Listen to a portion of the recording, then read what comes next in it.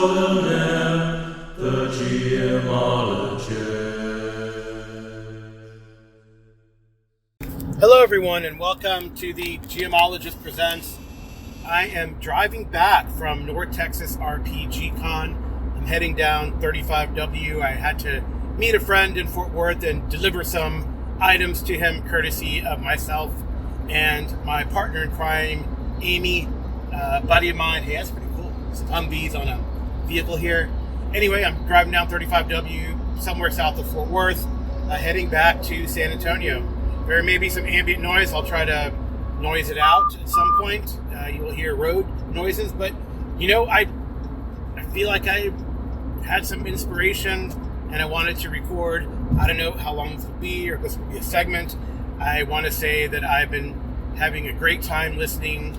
Thank you, BJ, for introducing me. I don't know why I didn't do it before, because I love Daniel in Bandit's Keep, and I've had some great interaction with KR King. But I'd never listened to Monsters and Treasures. It's a wonderful gem of a podcast, highly recommended. They have a great rapport and a great discussion, and usually I agree with one of them at least, which is great. And they have some great advice on how to approach things in your game, great GM advice, great world building advice. Anyway, and maybe that's what's inspired me to record. Like I said, I had a great time at North Texas RPGCON.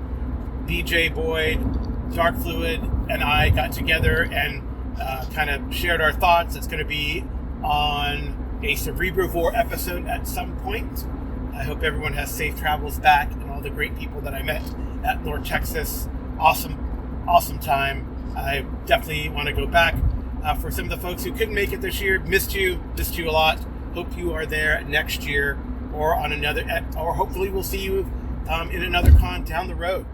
So plenty of them, and they're wonderful to go to. It's a great, like Darkfluid said, it's a small enough con where you can interact with people, but not too small that you can't find anything to do. And I think that is so true. And I will tell you, Darkfluid, I figured it out. Why is that stupid dungeon under the ziggurat of the mad wizard who died in my first incarnation of the idea or concept of the game, Shadow of the Wizard? So I ran a game of Hyperborea called Shadow of the Wizard, inspired by, like I talked about before, inspired by Rainbow's Stargazer with Ronnie James Dio at the lead. I had a wonderful table, full table, and they're great, really big Hyperborea fans and big Dio fans. Many people shared with me that they enjoyed the game because they saw the inspiration, which was amazing. So the players' characters started out as slaves on a chain gang, and I pick up the action when the wizard, instead of in the song, the wizard, instead of flying to the stars, falls down from this 300 meter ziggurat tower to his death on the sands, and all hell breaks loose. The player characters, the players really gel together. They really use the various strengths and little secrets that the player characters that I gave all the player characters. And they love the secrets. I think that's a great thing to do. And I collected I wrote them down on a paper. I collected all the secrets, so those would be probably implemented if I ever officially wrote this thing up. And they really worked together. They were able to defeat the guards of the chain gang. It was really cool. It was a good teamwork. I loved it. And then they decided to go find the body of the wizard, see what happened. There was a fight over the body between soldiers and slaves. One player character, their secret was that they were a member of the slave resistance, so they knew the secret signs. And I'm getting an incoming call, which I will ignore, and I will put do not disturb on my thing so I can keep recording. That was annoying. All right, so I guess it'll go to voicemail, whatever for them. Okay, so yeah, they went to the body, a fight. They recruited some and freed some slaves. They took out soldiers and vermis, and then then the decision was, and I thought this worked great at that table, is that there wasn't really an argument on where to go, because player characters, there is like the main, so where they started from, they're at the base of this ziggurat tower, and they could go up the tower or they could go to the body, and then there are 6 other locations: the Vermis camp, the supply depot, the quarry, the soldiers camp, the slaves camp, and the wizards pavilions. And they, could have gone to any one of those locations, however they decided, and they all decided based on various knowledges that several of the characters had, and they agreed to, hey, let's go to the slave camp. My family's there. I have my book of prayers buried there. We might be able to gain more followers. So they did that. Some great forethought on some of the players too, of taking the wizard's robe, examining the body, etc., etc. So, and a couple of the player character classes had the ability to disguise. So later down the road, they used it, which I thought was really neat. They really used their abilities. I think that's what's a fantastic design in Hyperborea. As you read the different abilities of the characters, you can really, really get into the game, get into you can immerse yourself in the game and develop an emergent experience, I think, which is the bottom line. And I think one of the things that we all strive for, right, in the game. So they made it to the slaves camp, liberated more slaves. Now they have an army. They either defeated or captured some soldiers and vermis. Oh, one guy was able to avoid a fight with the vermis because he was given a token by an older vermis healer or woman, and he presented it to the vermis, and he made his reaction roll, and the vermis gave him a nod, broke his chains, and took off. I'm not with you guys anymore.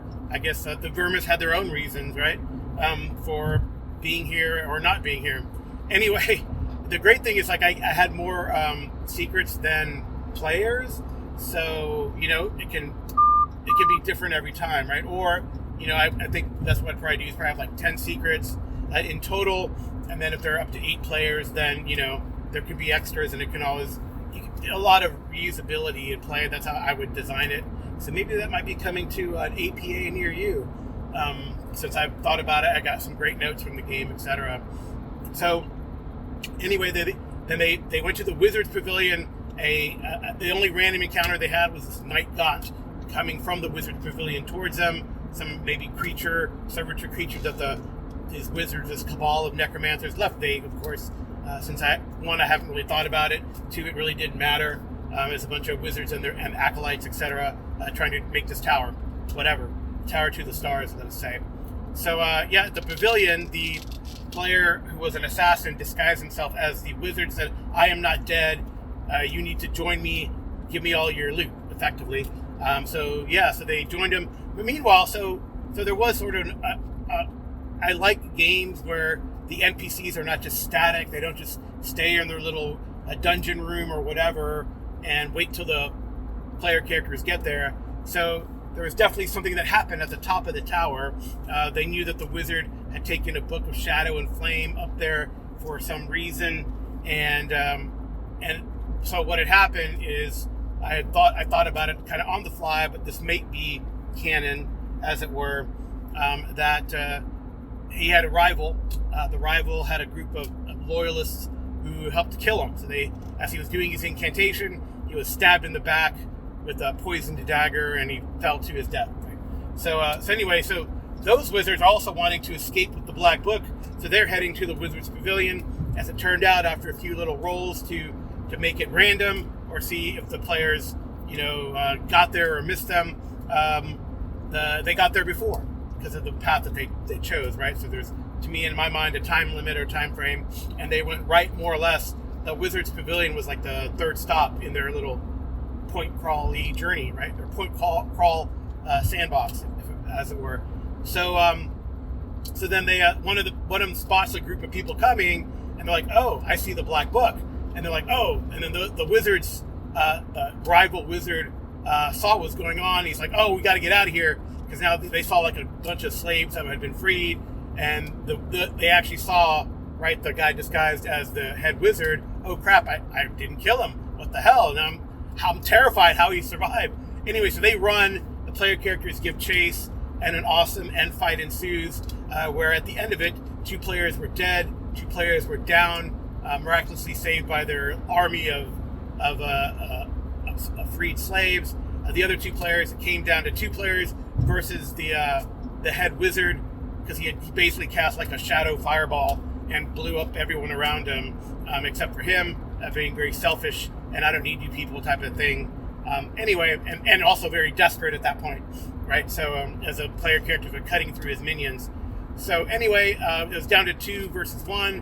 One player rolled great and was able to sustain minimal damage after 2 successful sorcery saves, and he got a good hit in. The other player stumbled to his feet and tossed a dagger and hit him.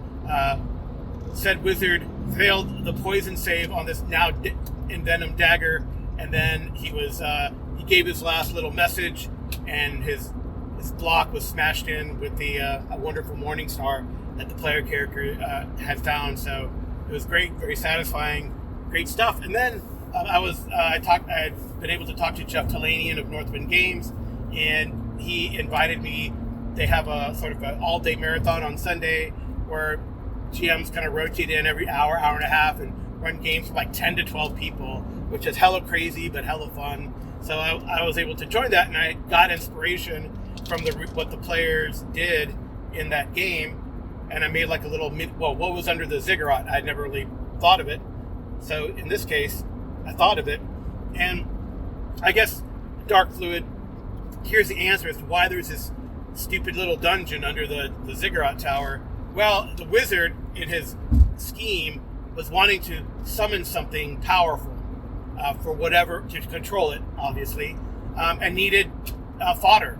So found this method, conceived of this way. Maybe the secrets are in the Black Book of Shadow and Flame, and conceived of this dungeon. And maybe if the tower had been, he had completed the first part of the ritual, the second part of the ritual was to then give slaves an opportunity to make their escape by surviving the challenges of the dungeon. And he had other things in there too, which were kind of fun and made sense. So I got to run that. That was really fun. It was really neat running for like 10 players, because you can really throw powerful things at them, because there's a lot of like whacking or actions going on from the group point of view. So I had, bunches of shadows that were turned by a great roll from the cleric that was playing. A bone golem, formed, and they got to smack it down. And some players had the smarts to, as a bone golem was forming, to smash the bones and the skulls that were forming this pile to lower. And in my mind, I lowered the hit dice of the creature as well as the hit points. Well, obviously that's how that works. Then they continued in the dungeon. They found they saw a statue of this with this nightmare. It's a statue of some of the sort of demonic horse. They summoned it. I thought they were going to try to capture it because I gave them that opportunity, but they kind of blew it up, really, which was a really cool little fight with some challenges. And then they fought a couple mummies, which was fun.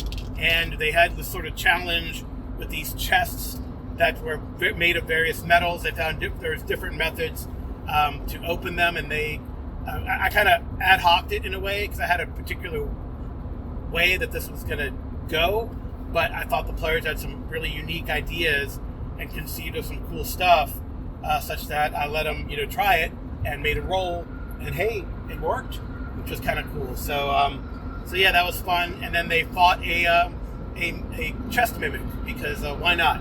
I couldn't put Jason Weeb, I could not put a toilet in the dungeon. I guess I could have, but it just didn't make sense to me. So instead I put a chest mimic, not a toilet mimic. Maybe next time. So there's a few more things that were going on in the dungeon. They never got to the place where they would go into various rooms, take the magic weapons that they found in these chests, part of the trial that the wizard conceived of. I called it the wizard's last gambit. And then they would have gone down, fought various creatures, used these weapons to good effect against certain of the creatures, and then summoned the big thing at the end. And I don't know, it would have either fought it, or they would have let it go, or they would have been so terrified. Who knows what would have happened? They could have killed it, they could have not. It depended, right? Because I guess after the second part 2 of the Shadow of the Wizard would have been, they all had epilogues that they took off. All the player characters took off sort of in the follow-up song to that in Rainbow, right? I can't remember the name of the song, but it's not Beyond the Black. That's Metal Church. Anyway, but yeah, the one that says I'm going home. And in any case, the second part would have been then, let's go explore what's at the top of the ziggurat. Let's explore the dungeon within. Or, alternatively, many, many years later, many cycles later, this is an overrun area of sand and desert, and there's a rumor that there is this opening of the top of this great grand tower that the mountain tribes tell you, that was, legend has it, that was once the tower of the Shadow Wizard or whatever. Yeah, the Great Tower of the Shadow Wizard, they call it Wizard's Folly. Who knows what they would do? And now covered in sands and dunes. Maybe I'd put it in the Red Waste. That looked like a geographically good location in the Hyperborea world. But anyway, then they could send adventurers to go explore it or tell them where it was, and then they did do the dungeon there.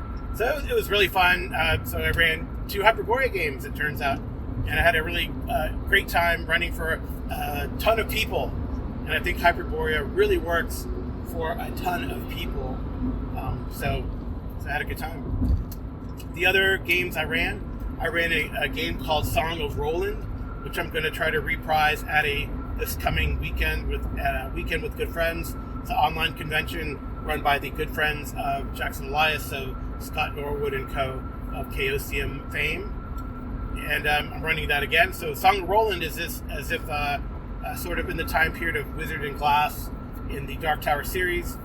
You have this kingdom of Gilead, sort of near the end times. The kingdom is falling apart. The Red Slaughter is coming. The players are sent out to the Borderlands to liaison with the gunslinger who's out there watching it or patrolling it. And this was just sort of an event crawl in a way, a point crawl from point A to point D, as it were. And we didn't get to finish it. We'll see how far we get to go on Friday, but it just really depends. And it worked. I think the concept really worked. So I used Pendragon rules, but conceived of gunslingers, and I love a good Western tale. It's not that hard to do. Players really commented on how the use of the traits of the passions really brought a lot to and felt like a Dark Tower-esque Western. So I think that was pretty fun to do. And I had some ringers in that group, so a lot of the players, you guys who listen to this and are on the Geomologist Lab, join me for Geomologist Presents, various people who play in those games. So thank you guys for doing that. And yeah, I got a lot of good feedback on it, and it was really fun. I probably won't spoil it here because I may rerun it. And I'm sure you'll see maybe a description of it or a mashup of it in an APA near you. So what's next? Yeah, I ran the other game I ran, which I thought worked really well. I ran a game called Mountain of the Gods, sort of using a Cepheus engine, sort of Cepheus specifically, but throwing in some sci-fi elements. So it's effectively like Traveler OGL rules, 2d6, add your DMs, hit a target number, and the players had various reasons to be going up the mountain, mainly because the threat of destruction of their village. At least that's what the elders and the shamans said, who talked to the gods regularly, apparently. And one player even was a survivor of such an event. So it was pretty cool. And they all had secrets too, which is pretty funny and fun. And how, like, some of them were like, I'm there because I'm the champion. I'm there because I'm the son of the chieftain, and I'm looking for my brother. The rest, some of us, well, we can't go back because maybe it used to be in the lore and the history of these tribes that the best were sent up, but they never come back. So now they said, well, this is the way to get rid of ne'er-do-wells in the tribe. So some of those people were that. And I had a really good time with it. It was a blast. Again, it was a sort of point crawl up the mountain. They fought rival tribesmen. They fought a pack of wolves led by a werewolf. They interacted with some of these folks. They fought some robots. It was fun, really describing, metal men and thunder sticks and smoke sticks or whatever. And then they fought a devastator on top with an axe and a shield, a la these space wolves, sort of what what they called it, Venerable Dreadnought Devastator type. So it was really fun to do that. And then I was shocked. There was a couple players who were nearly taken out, but they survived with wit and luck and some good skills and good rolls at certain times. There are hero points in the game. They didn't remember the hero points until maybe the last couple fights, which was worked, I guess. It's kind of funny. So there's a group hero point system and individual hero points. They have a lot of meta currency to allow them to reroll things in the Cepheus Traveler as written by Stella Gamma Games. So yeah, it's pretty neat. So they survived, and then the spacemen came and said, "You are now, you're leaving this world. You will never come back. This is the now your life truly begins," type of thing, which I thought was pretty cool. So it was great to see everyone. I played in another pickup game of 2E, which reminds me that 2E is really fun. So thank you, Woolsey, for running some 2E for us. It was kind of late at night. We'd had a few beers and we were kind of silly, so I apologize, Woolsey, but I really enjoyed the game and I really want to get back into 2E. I wanted to run some other pickup games, but it just didn't happen. It was more fun kind of socializing, and I wanted to do a retrospective of my Hyperborea drop in, drop out, down and out in Fort Thunder campaign, because it started last year in North Texas, but I will probably get to that in another episode. I get all the guys together. Some guys had games that just didn't work out the schedule, so I think that was pretty neat. So anyway, good times were had by all at North Texas. So this is a North Texas retrospective for me with some detail on how my games went, and it was great to see, like a lot of people, too many people to. One of the highlights, as you heard on Cerebrevore, maybe if you listen to that, was I got to meet Rob Elderman, the guy who does Gods of the Forbidden North and OSC Mega Campaign. It was really fun. Thank you. I would like to say thank you, Jason Weeb, for inspiring me to be bold. And bold as I was, I have a list of people I want to talk to in the future, such as for an interview on the Geomologist Presents. So that was pretty neat. And I got to, like Darkfluid has said, you get to talk to people that you would normally not. Everyone is really cool and pretty chill for the most part. So yeah, it was a good time, and this is the end of this segment. All right, bye. Hello, everyone. Welcome back. More thoughts from the road, and inspired by my listening to other podcasts as I drive, specifically Monsters and Treasures with Daniel from Bandit's Keep and KR King from DM Homebrew, I believe. I don't know. I apologize if I got that wrong. Anyway, they're talking about fair and balancedness and campaign play, and that kind of brought to mind recent events in my Warhammer Fantasy campaign, which I haven't really caught you guys up with, and we've had a couple of sessions, I think, since I last caught you guys up. And one session we had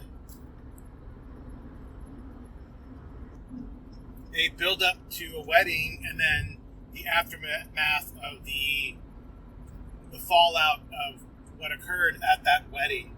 And I think it was very satisfying, though I think in the end it was very satisfying, though initially I was concerned after the wedding episode whether I had pushed the characters in a particular pushed the players with their player characters in a particular direction or not. So I think it goes back to, railroading or not, or, and was that fair or balanced what occurred? And I think what's interesting too is that we began the Enemy Within campaign with the first adventure, which I don't remember what it was called. I know in the days it was Shadows over Bogenhofen or something like that, but that's not what the title is of the first one now.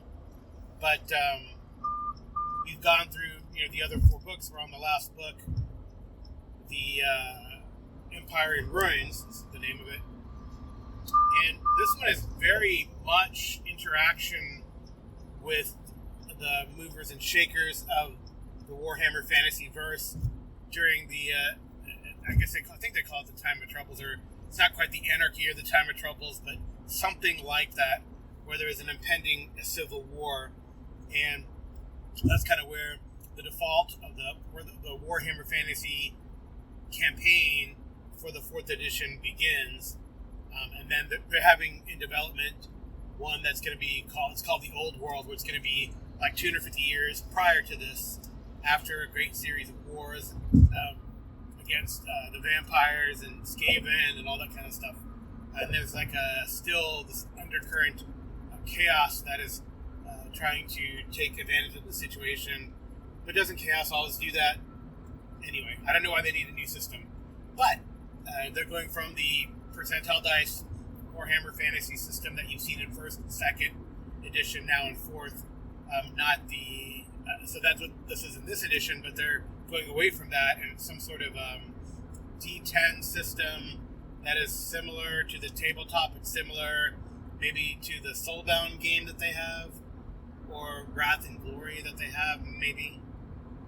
And it's supposed to be compatible with the tabletop game that you can directly import the stats, but I think you can do that anyway.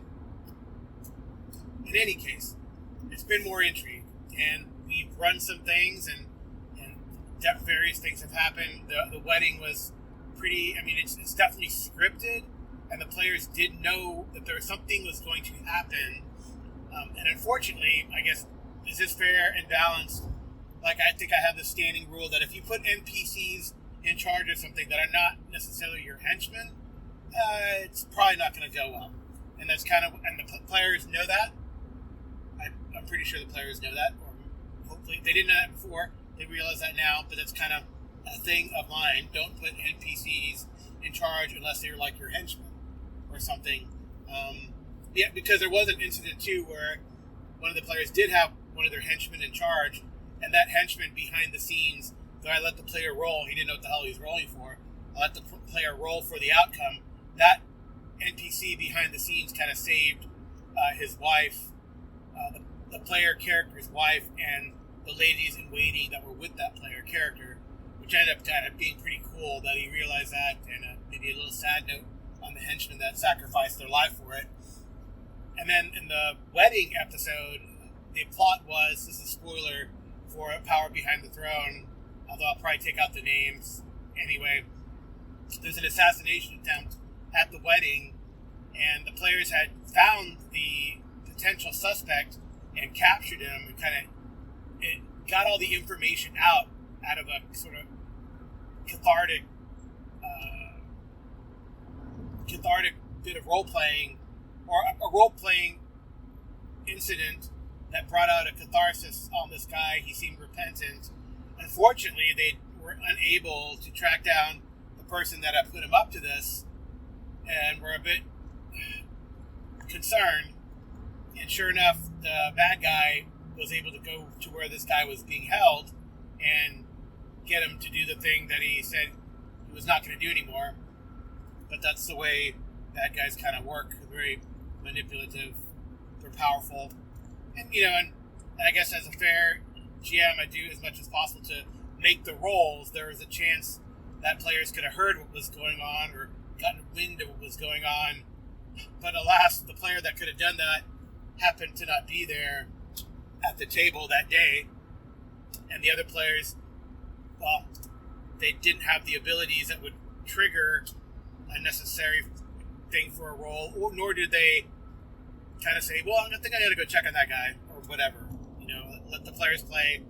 Players were involved in the preparation for the wedding, and we're honestly maybe sidetracked by other things, like, oh man, I can't bring my weapon into the wedding? What are you talking about? Okay, can I do this? And that maybe that distracted them from the more important things. It's possible. Anyway, but the cool things that happened is I was shocked. There was one player, he's, I don't know, maybe he's not as vocal about I was presently shocked, and in a good way, with the actions of my players during the course of these last 2 sessions. In the wedding session, I was shocked by this player's actions he saw the assassin. He realized that he wasn't going to be able to get there in time before, because they had talked to this guy and confronted this guy before, so they kind of knew his There's a abilities. slowdown on I-35 South between exits yes. 236A and 234A that is causing a delay. Oh no. You can avoid it by going via Texas 130 South and I-35 South, which saves 24 minutes. If you prefer to stay on the current route, tap no thanks. Okay, hold on a second, guys. Anyway, the player dove in the way of the assassination attempt. So basically dove in the way of the bullets that were coming at a particular adversary, or at the target, right? Which was the princess of his lord. So he's the champion of the lord. So yeah, it makes sense that he would do that. And then they knew that they're like, oh man. And then we rolled, because the bad guy had ability, just like the player character, interestingly, to be able to fire his pistol before combat initiative. We roll initiative. The bad guy has a similar ability to the player character, and then he gets a big bonus for his initiative. And the bad guy went first, shot again, player jumped in the way, then closed on him, and then they got into a fight.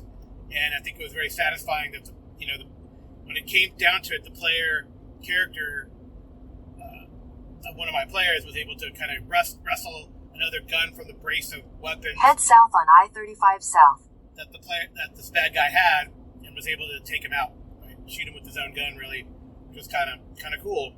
And then the other bad guy, which was the sorcerer who had manipulated the situation, a couple other players saw him, got into a fight. We were able to beat him down because they didn't have their weapons with them. Really, beat him down. The sorcerer was casting spells. It immolated one of the player characters, and that player character was able to withstand it, had enough toughness to keep going, and in the end, kind of hugged the sorcerer to burn him with his own flame, which I think was highly satisfying. So, and then there was there's a big, in the second kind of end of the session there, the next session was the fallout. Whoever this secret behind the scenes organization is, the players know through their player characters, what's going on, who this is. Still, it's caused chaos and dissent among the powers that be in the Empire. Maybe, or I guess it seems that the attempt is to cause a rift. So this comes to the next session where there's this council of all the dukes and the emperor, and things get really heated, and eventually this artifact weapon is smashed, and people are like, oh shit. One of the player characters had the foresight, and there's another player character, usually I feel like he's not as engaged, but he was very engaged with what was going on, and I think maybe the player characters got into the lore, loved being spectators at this event because they're part of the retinues of their lord, who's the equivalent of a duke in the Empire. And they saw this stuff happen. There were other interesting things that were going on behind the scenes. Head south on I-35 South. One of the player characters even talked to the consort of the Emperor and found out some things. So it was really a good bit of intrigue and information gathering. And the one player character, when the thing got smashed and there was a stun among the crowd, and the players had jumped to defend the Lord and try to ease the tension. One player did have the foresight to grab a piece of that, and later discovered that it was not what it was claimed to be. It did make sense. And then they had a bout of actual Call of Cthulhu type research. They went to do research on this, what was going on. They've been tasked to go find the real artifact, because there was a myth in some of the legends that, well, this is where it could be, and I don't know why this research was going on or what happened, but there was a crazy scholar that people didn't really believe that had this theory, and in any case, though the players feel this is a big setup, they're going to do this warily, but there's a kind of session where there's a bunch of research, and I was surprised again. Maybe I'm just not as confident in my players as I should be. that they kind of got into the research part, and they're like, oh, this is where we got to go. And they kind of find out all the stuff, a lot of cool handouts with the deluxe box set that I have for the Empire in Ruin. So I thought that was really good.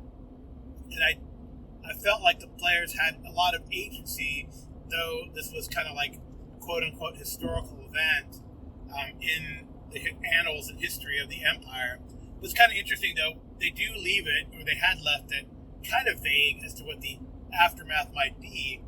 Although I think that if you kind of read it, maybe read between the lines, if you read the lore of the old world Warhammer Fantasy verse, that this ended in tragedy and the player characters did intervene. Is that kind of cool? I don't know. But I just want to say that, you know, even after like 4 years of playing with the same group and these same players, it's been extremely satisfying, and I love and then it's really kind of fun and funny that things that happen in the first book are like coming back, not to necessarily haunt the player characters, but there's callbacks, I guess, to things that happened in the first book, now in the last one. Another interesting thing that happened is a player character died. There was a situation where a player character was following a hunch, went off by himself while the other player characters were researching, because he's like, I don't really do research, but, you know, I have a hunch about something, I want to find out more about it. So he continue on I-35 south for 4 miles. He followed his hunch and ran afoul of another bad actor in the plot to destabilize the Empire. And what was interesting is that when he rolled what he had to roll to potentially survive, you know, he inhaled a cloud of poison, even though this guy has, like, you know, you have fate points and you have a strong toughness or endurance or whatever. He rolled and he failed, and he's like, oh, I gotta roll again. And then he rolled and he critically failed the second time, and you only get really one re-roll. He didn't want to, you know, listen to the dark powers to gain corruption. And I said, well, you know, you pass out. And he wasn't necessarily dead, but he did say, you know what, on my character it says my doom is poison. So I think my character's dead. He's dead. And that was kind of cool. Well, when you die from your doom, you're going to come back with half the experience that you've accumulated, but it's a brand new character, and that character's story has ended. So, I think that's going to be really interesting and intriguing.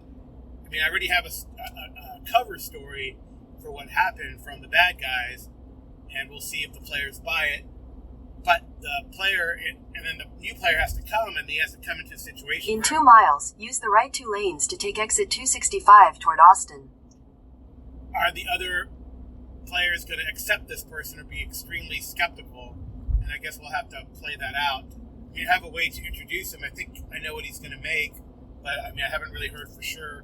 So hopefully he lets me know in time so I can figure out how I'm going to integrate him into the story. Anyway, some thoughts from the road. I might have some more, but right now I'm going to get on another highway apparently. All right. Head south on I-35 south. Hello again. More thoughts from the road. Another thing that came up while we were chatting with the group there at North Texas is like, what do you want to play? What do you want to run? Right? I think that's a question I get a lot. I run a lot of games, right? I think about my game schedule, right? It's Traveler, Dune, right now, Hyperborea, Masks of Nyarlathotep using Cohorts Cthulhu, One Ring, AD&D, and then there's other games kind of lumped in between, here and there. I play some games too. Warhammer Fantasy, Pathfinder 2 for the home group, right? So, but what do I really want to play? And that was a question that someone asked me, one of my buddies asked me, like, what do you want to run? You seem like maybe I was grousing, I don't know, about, well, I always run this because that's what people want. But what does Carl, the GMologist, want to run? And, maybe here's a couple or more. I don't know. I know excitedly, and maybe because I jump from thing to thing, see the latest greatest squirrel run across the road. So I talked to, like I had mentioned earlier, I talked to Rob Alderman, who did the Gods of the Forbidden North mega campaign set in sort of an Arctic type climb. And he actually just finished a Kickstarter for the third part of this epic. And the print copies are out from the previous two Kickstarters for volumes 1 and 2. So volume 1 being like low level stuff, volume 2 being higher level stuff, volume 3 being the end game, a ruined city with an Underdark as well. So yeah, it seemed pretty cool. Another big epic campaign. Do I want to do another one of those? I don't know, but I'm pretty excited about it. And I looked through it. He suggests using OSE because that's kind of the rules that he used. I guess you could just use BX, right, too. But so do you use OSE Classic or do you use OSE Advanced? I don't know. Something to look through. Are you going to add in all the carcass crawler stuff? Or do you just stick with OSE Basic? Right, that's sometimes a consideration. I really enjoy the games that I'm running, and I'm hoping to continue them. I mean, I know for sure I'd like to get back. I was just thinking I would like to get back into the Twilight 2000 realm. And hey, if it's just me and Amy, because whatever, scheduling or people are not interested anymore, so be it. And we will run our stuffs.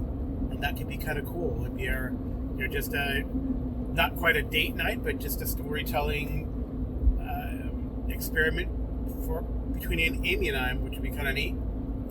And then, I really had wanted to run like a second edition game. I've always wanted to run the Sea Devils kind of trilogy that was put out. I think Bruce Cordell wrote it, but it was put out, maybe it's multiple authors, but there's Evil Tide, Night of the Shark, and then something else, Sea of Blood, and Night of the Shark. So, it has one of my favorite adversaries, Sahuagin, and it looked pretty cool to run. It does AD&D 2E, but and I got to play some 2E because Woolsey, one of my buddies on the not Audio Dungeon Discord, the other one that we're part of, the Geomologist Lab. So he ran it, and yeah, I don't know. I'm having second thoughts because there might be better game systems, but I still would love to run that Evil Tide. I think, I don't know, maybe a second edition with some variants, second edition opening up combat options and skills and tactics as options, I guess, for lack of a better term, maybe incorporating the second edition kits type of thing. I don't know. And then finally, I think I want to run a Hardmaster campaign or continue the Hardmaster campaign that Amy and I kind of did, the Saga of Gurdon Greeneye, and see how that goes. I have been wanting to run a Hardmaster. I did an unboxing of the new Hardmaster Celestia, and I just gotta make a character, see how that goes, see if I enjoy it. Seems like it's doing a lot of cool things.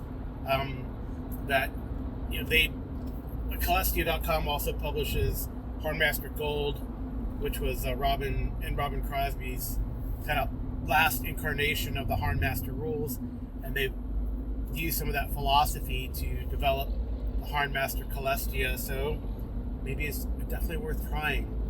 So those are the three off the top of my head that I like to run. Yeah, I have a ton of games that I'd like to do, but those are pretty, along with all the other games I'm doing, right? Those are the kind of games that I think I'm interested in and I'd like to run. Anyway, those are the current thoughts as I am getting near to San Antonio. So I will talk to you guys later. Okay, back at home, and thank you for listening. Hey, if the ambient noise is too much, I tried to reduce it a little bit. I hope it works. If not, well, send me your thoughts on that. So send me your thoughts. So you can reach me at thegeomologist@gmail.com. You can send me a message there, either by typing or voice. You can shoot me a DM on the various Discords that I'm at, private message or whatever. I have a SpeakPipe linked to this account, so shoot me a line there. Anyway, thank you guys for listening.